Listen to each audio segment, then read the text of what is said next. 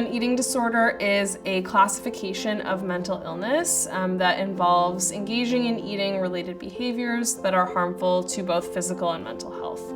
One common myth about eating disorders is around who is impacted. So we often in the media will see depictions of young, thin, white women or adolescents. And while that group certainly can be impacted by eating disorders, they are not the only group.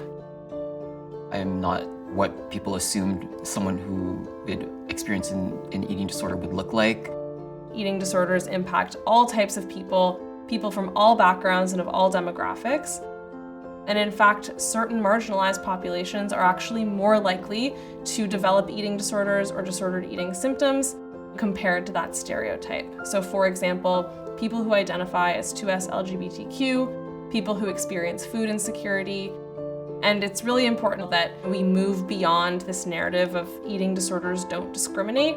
While that's true and all types of people are impacted, we really need to look at the unique factors that contribute to eating disorders in different populations.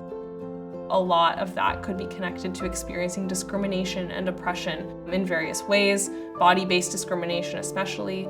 And so that's really important to look at, given the fact that eating disorders are so prevalent in our society.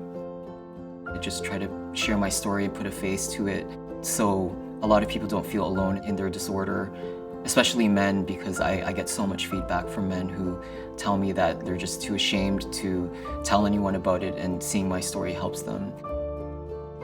When folks don't fit that certain physical stereotype of a body or even check off all the boxes for a diagnosis, then they often can't access certain forms of care. So I think debunking the myths of what an eating disorder looks like is really important.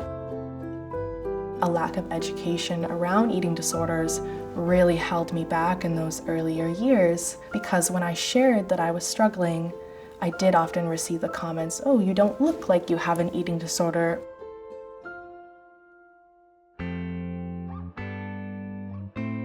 Another myth about eating disorders is that they are a choice, a diet gone too far or something related to vanity. And again, that is absolutely not true. Eating disorders, like all mental health challenges, are not a choice, and they occur as a result of diverse biological, environmental, and psychological factors. I don't think people believe typically that depression is a choice or something like schizophrenia. Someone might have a biological or genetic predisposition to an eating disorder, and then environmental factors might come in and trigger or induce symptoms. The myth that eating disorders are a choice can come alongside of a lot of really harmful comments.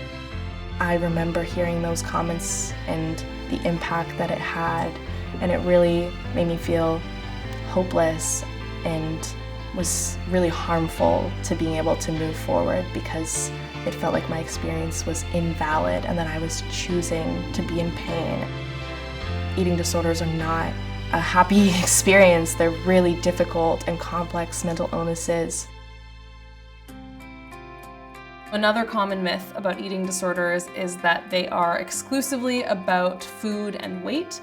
And while that is of course a part of the picture for many people, it's often a lot more than that.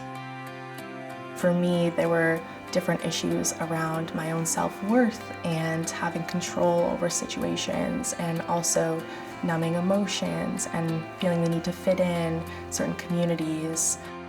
I was using food as a way to feel in control, because unfortunately I felt that in order to be worthy, I had to live in a smaller body or show through my body that I was having a really difficult time, and that I wasn't being believed that I was struggling unless I was showing that through my body.